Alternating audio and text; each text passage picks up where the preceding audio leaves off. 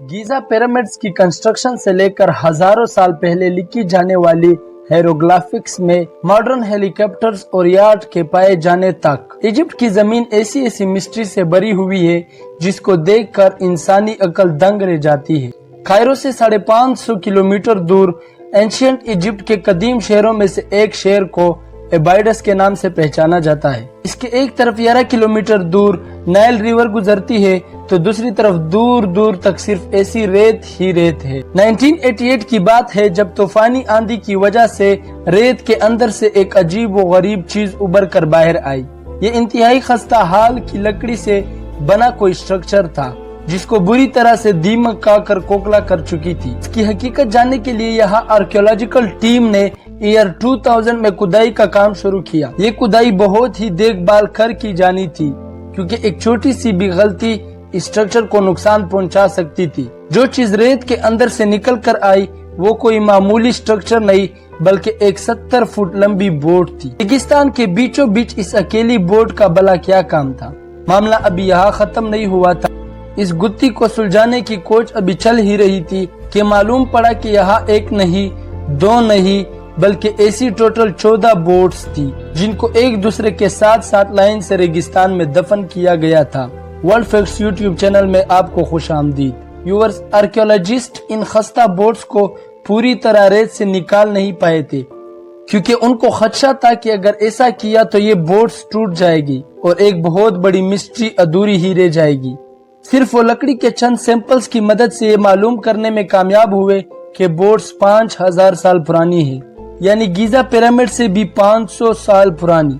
और ये अकेला जवाब इस मिस्ट्री को सुलझाने के लिए काफी नहीं था। कुछ अरसे के बाद लेटेस्ट सोनार स्कैनिंग टेक्नोलॉजी की मदद से अब आर्कियोलॉजिस्ट इस काबिल हो चुके थे कि वो इस पूरे एरिया को बगैर हाथ लगाए उसका एक 3D मॉडल बना सके।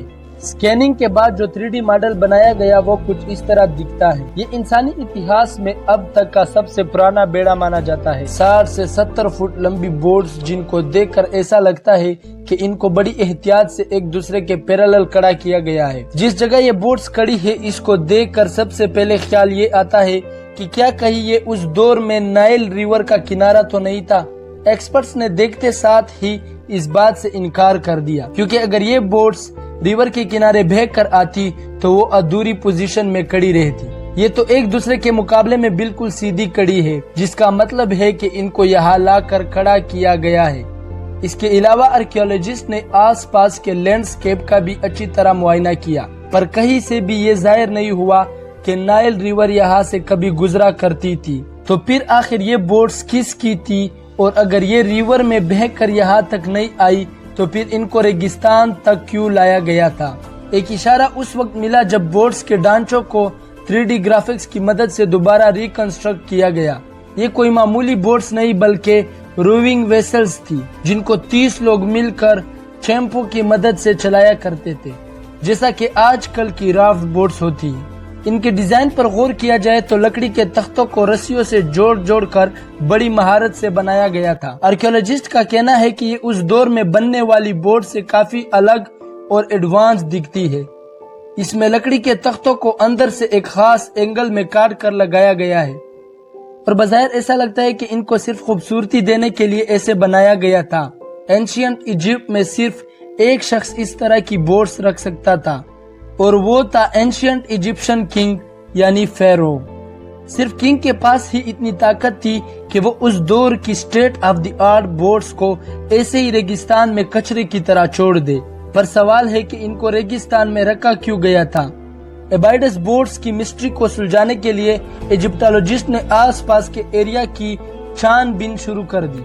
जिस जगह पर यह बेड़ा दफन हो रखा है इसके पास ही एक बहुत बड़ी मिट्टी के ईंटों का तबाहशुदा स्ट्रक्चर मौजूद है। एक्सपर्ट्स का मानना है कि ये इतना बड़ा स्ट्रक्चर एंशियंट इजिप्शियन की इबादतगाह लगता है जहां वो अपने खुदा यानी फेरो को पूजते थे। यहाँ अक्सर इवेंट्स भी हुआ करते थे क्योंकि यहाँ से ऐसे मिट्टी के बर्तन भी मिले हैं जिसमें कभी खाना और शराब डला करती थी। इन बर्तनों की कार्बन डेटिंग भी यही इशारा दे रही थी कि इनको उसी दौर में बनाया गया था जिस दौर में इन 14 बोट्स को बनाया गया था। अब इजिप्टोलॉजिस्ट को पक्का यकीन हो गया कि 14 बोट्स का इस स्ट्रक्चर के साथ जरूर कोई कनेक्शन है। قریب سے جب ان بورڈز کا دوبارہ معائنہ کیا گیا تو ایک ایسا اشارہ ملا جو اس ڈسکوری کے لیے ایک بہت بڑا بریک تھرو ہونے والا تھا۔ بورڈز کے گرد بھی مٹی سے بنی اینٹیں لگی ہوئی پائی گئی۔ اینٹوں کی دیوار ٹھیک بورڈ کے کرو کے حساب سے بنی ہوئی تھی کہ جیسے ان کو خاص بورڈز کے لیے بنایا گیا ہو۔ یہ دیوار صرف بورڈز کی سائیڈوں پر ہی نہیں بلکہ ان کے نیچے بھی ایسی ہی اینٹیں لگی ہوئی تھی۔ اب جب 3 سائیڈوں پر اینٹیں لگی ہیں تو ضرور بورڈز کے اوپر بھی اینٹیں لگائی گئی ہوگی جو اب وقت کے ساتھ مل کر ملیامیٹ ہو چکی ہے۔ 3D گرافکس کی مدد سے جب بورڈز کے اوپر والے حصے پر بھی اینٹیں لگائی گئی تو وہ کچھ اس طرح کا منظر پیش کرنے لگی۔ یہ کچھ اور نہیں بلکہ بورڈز کے یعنی کشتیوں کے تابوت تھے۔ جی ہاں، ممیز کی طرح ان بورڈز کو بھی 5000 سال پہلے بڑی شان و شوکت کے ساتھ ان تابوتوں میں ڈالا گیا تھا۔ ان کے اوپر خوبصورتی کے لیے وائٹ لائم سٹون کا بلاسٹر کیا گیا تھا۔ جب سورج کی روشنی ان پر پڑتی تھی تو یہ ریگستان میں دور سے ہی چمکتی دکھائی دیتی تھی۔ آپ کو یہاں بتاتے چلے کہ پیرامڈز بھی جب نئے نئے بنے تھے تب ان کی ٹاپ لیئر پر بھی اسی قسم کا وائٹ بلاسٹر لگایا گیا تھا۔ آرکیولوجسٹ کو کئی ایویڈنس ملے ہیں جس سے ظاہر ہوتا ہے کہ اینشینٹ ایجپشن وائٹ لائم سٹون بلاسٹر کو خوبصورتی کے لیے استعمال کیا کرتے تھے۔ لائم سٹون بلاسٹر کے بعد پیرامڈز بھی ریگستان میں موتی کی طرح چمکتے تھے۔ آرکیولوجسٹ کئی سالوں کے بعد ایبائٹس بورڈز کی مسٹری کو کافی حد تک سلجھا چکے تھے۔ ایک بات تو کنفرم ہو چکی تھی کہ یہ بورڈز نائل ریور میں بہہ کر یہاں تک نہیں آئی تھی۔ ان کا ایڈوانس ڈیزائن اس بات کی گواہی دے رہا ہے کہ یہ کسی اینشینٹ ایجپشن کنگ کی مالکیت تھی اور ان کو اینٹوں کے تابوت میں ڈال کر رکھا گیا تھا۔ اب صرف آخری سوال کے جواب کی تلاش تھی کہ بورڈز کو تابوت میں ڈالا ہی کیوں گیا تھا۔ یہاں سے صرف 1.5 کلومیٹر دور ریگستان میں ایک ایجپشن کنگ کی ٹوم موجود ہے، یعنی جہاں ان کو مرنے کے بعد رکھا جاتا ہے۔ حیرت کی بات یہ ہے کہ یہ ٹوم بھی اسی دور میں بنائی گئی تھی جس دور میں بورڈز اور عبادت گاہ کے اندر موجود برتن بنائے گئے تھے۔ اس ٹوم میں نہ صرف فرعون کی ممی کو رکھا گیا تھا بلکہ اس کے ساتھ جو یہ چھوٹے چھوٹے باکسز آپ دیکھ رہے ہیں ان میں فرعون کے قریبی ساتھیوں کو دفن کیا گیا تھا، وہ بھی سیم اسی دن جس دن کنگ کی موت ہوئی تھی۔ جی ہاں، کنگ کے آنر میں اس کے جتنے بھی قریبی ساتھی تھے انہوں نے اپنی جان دے کر اپنے فرعون اپنے خدا کے ساتھ اس دنیا سے جانے کا فیصلہ کیا تھا۔ ان کا یہ یقین تھا کہ مرنے کے بعد والے سفر کو آسان بنانے کے لیے کنگ کے ساتھ اس کی ساری دولت، اس کا سامان اور حتیٰ کہ اس کے نوکروں کو بھی اس کے ساتھ ہی دفن کیا جائے۔ بورڈز کو بھی اسی کنگ کی آفٹر لائف کو آسان بنانے کے لیے اتنی شان و شوکت کے ساتھ تابوتوں کے اندر رکھا گیا تھا۔ یہ ایک ایسی رسم ہے جس کو بعد والے ایجپشن فیروز کی ٹومز میں بھی نوٹس کیا جا چکا ہے۔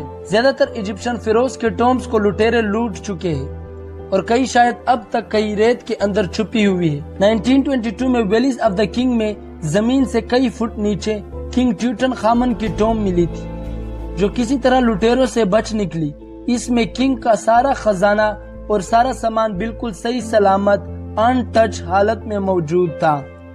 اس خزانے میں بھی 35 بورڈز کے ماڈلز پائے گئے تھے جن کو شاید ایبائڈس بورڈز کی طرح ہی کنگ کی آفٹر لائف کے سفر کو آسان بنانے کے لیے اس کے ساتھ ہی دفن کیا گیا تھا۔ امید ہے کہ ورلڈ فیکٹس کی یہ ویڈیو بھی آپ کو اچھی لگی ہوگی۔